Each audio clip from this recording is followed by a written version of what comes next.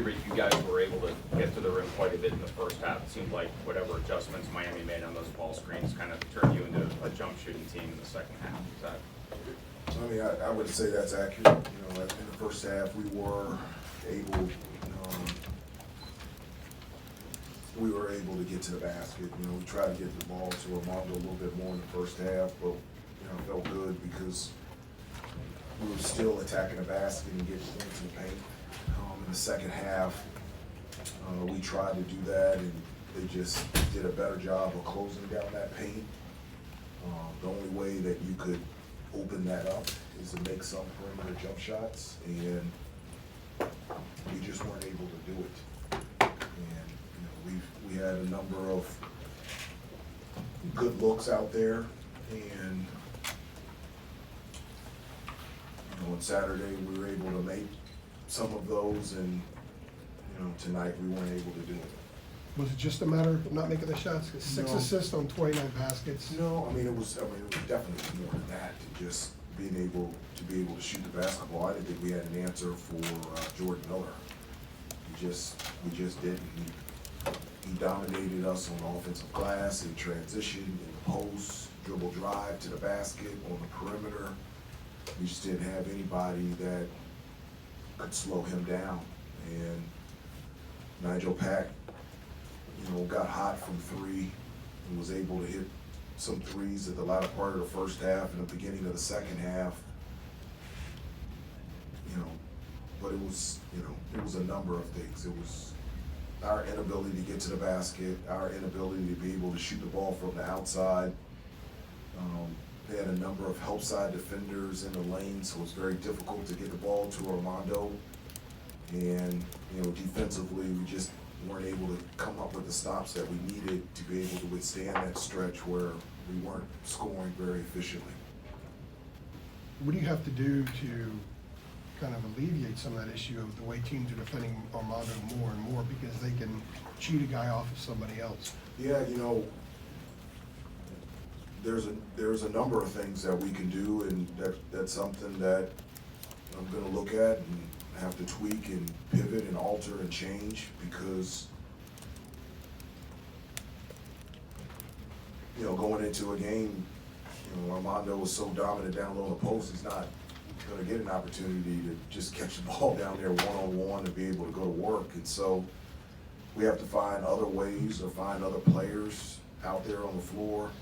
Another problem for us against Miami is, you know, you can possibly put more shooting out there, but you know, it just didn't match up, you know, with their athleticism on the defensive end. And so there's two parts to it, you know, and so we'll take a look at it this week and see if we can make some tweaks and pivots and alters and changes before we play NC State on Sunday.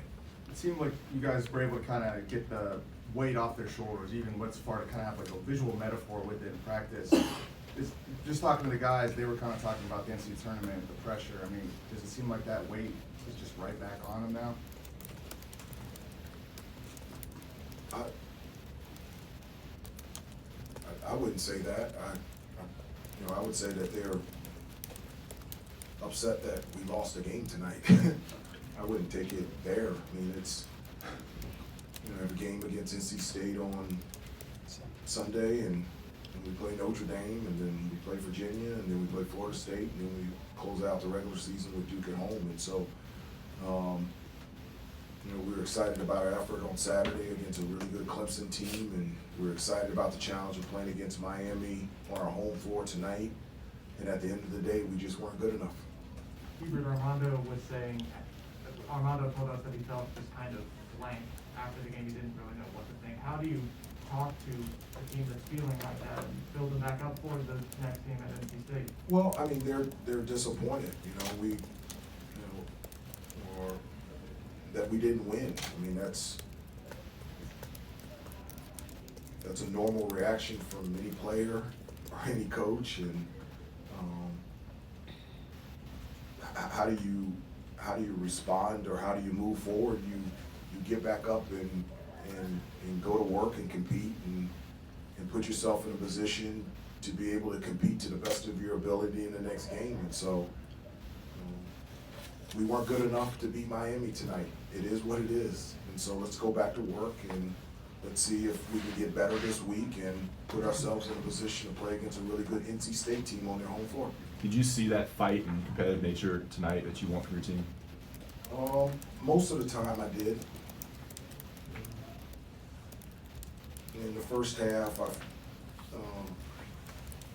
one of the things that we did talk about is that, they're a really good offensive rebounding team, and so they got, I think they got in the first half, they had 11 points on second chance opportunities, and so, we were down by 1 at half, and we had given 11 points off a second chance, off of offensive rebounds, and we were 111 from 3, and so I felt like we were in a good position to say, and I thought we did a good job of taking care of the basketball in large part.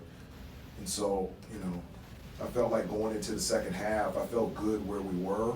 We just didn't come out, at the beginning of the second half, they hit us with a nice stretch from an offensive standpoint, and we just couldn't recover from that.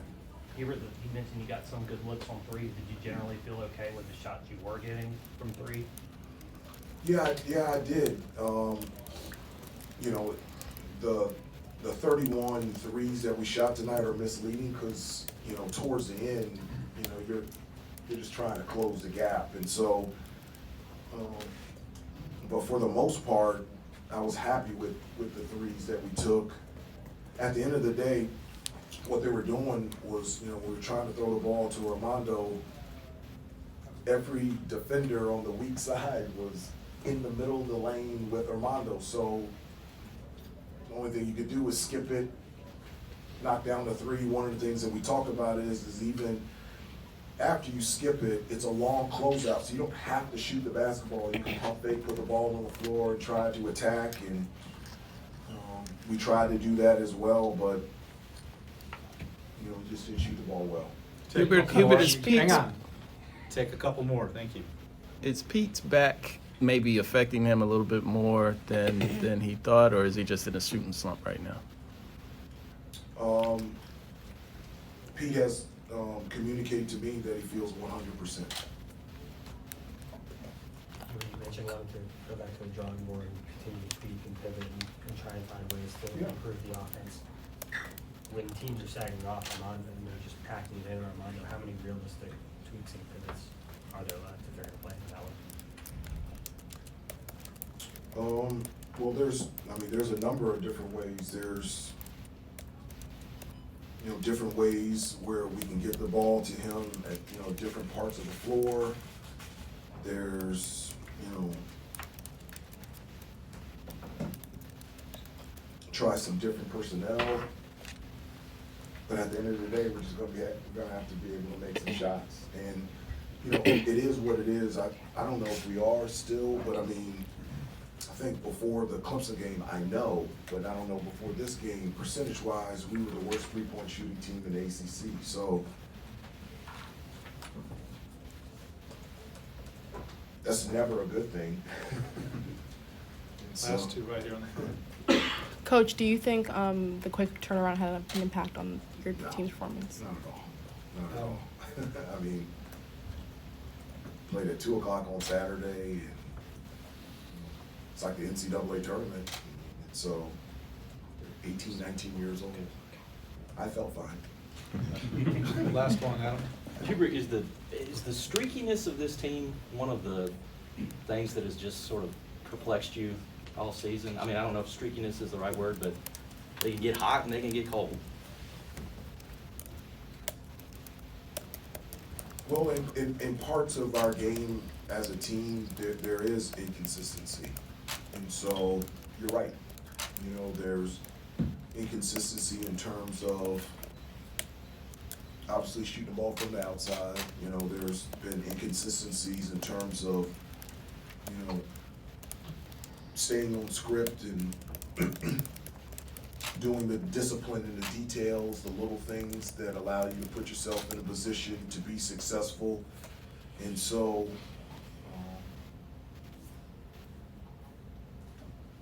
and those are things that, you just have to fix, in order to be successful. I think there's one, you've got to be good. then I think number two is you gotta be consistent, whether it's an individual player or as a team. Those are two traits those are two boxes that you have to check, you know, and, consistency at times has been an issue for us this year.